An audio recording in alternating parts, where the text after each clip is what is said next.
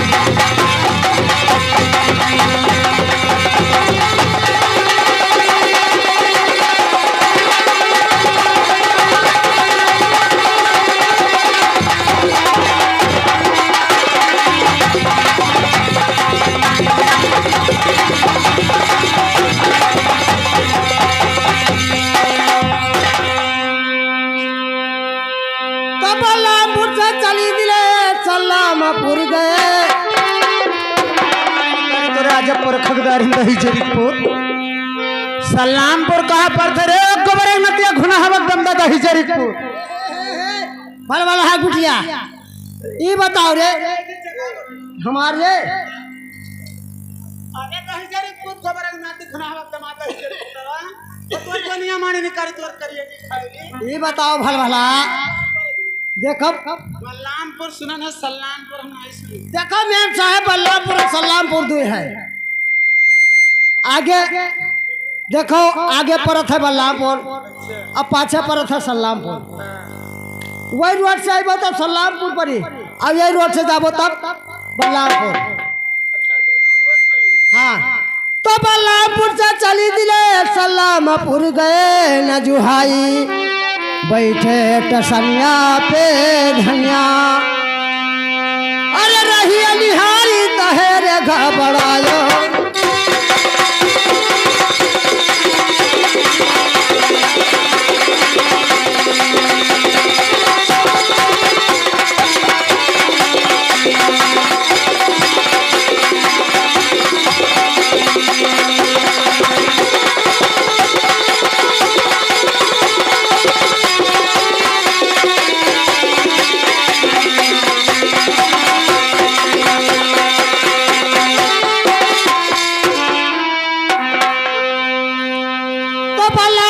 चली दिल है कौआ पुर गए न जुहाई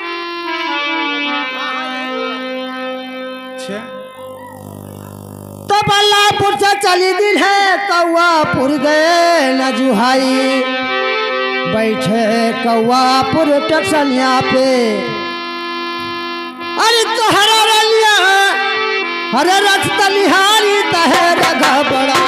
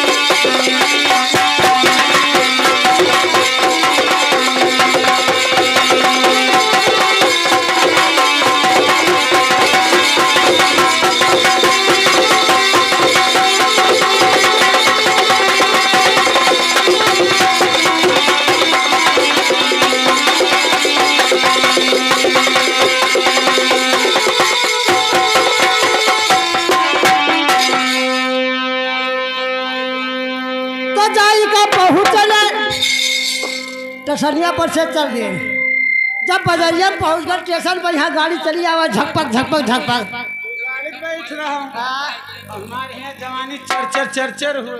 देखो मैम साहब चुनना काटे रहे हैं। बोले काटे रहे हमारे एकदम काटे ना है रे। तो स्टेशन पर से चल देंगे महाराज कौआपुर बाजार में पहुँचल तो बैठे बजरिया धनिया सोनर दुकनिया तो बैठा धनिया में सोनर दुकनिया। अरे तू का करती रे अरे लठिया बनवाई तहेर घबड़ा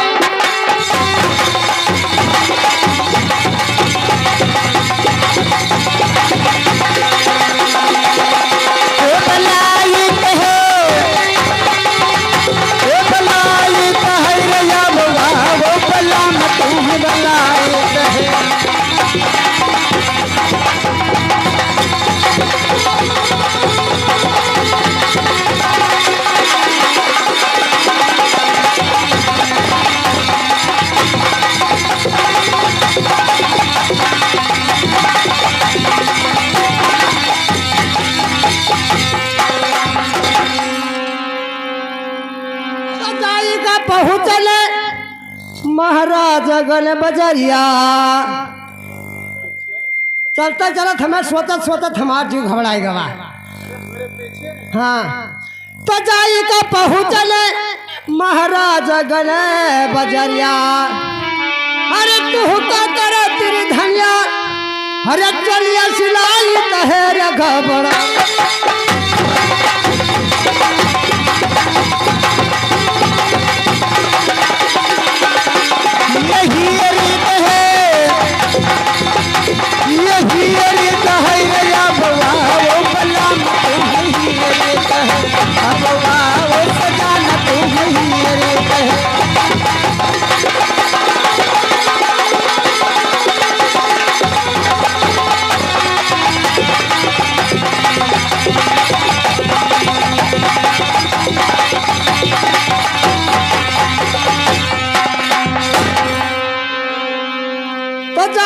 पहुँचले सुगरनगर के गौआ में जैसे विजय जी पहुँचन अनन करे भैया गड़रिया मिले तैसा वह पिठोल दिले तो रहे न किया वो कहीं हाँ नान है कहीं न ले प्रजापति कहाँ जात हो तो हम कहा भैया सुगरनगर जाए थे चले आए अकेले पहले।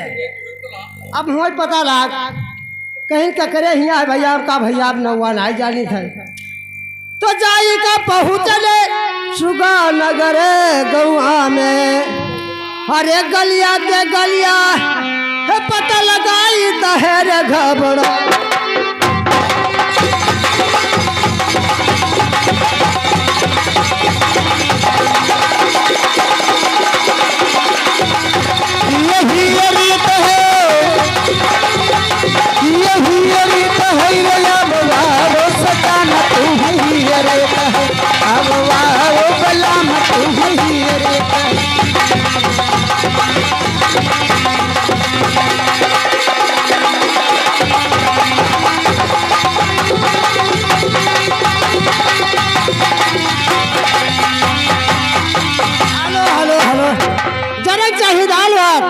जरक चाहिए दाल भात जर गवा तावा जरक चाहिए दाल भात जर गवा तावा और 3 दिन होगा मेम साहब का नाम हम तावा।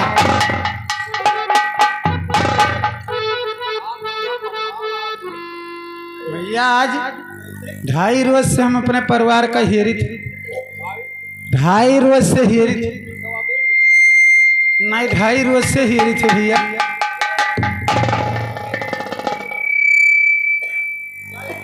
भैया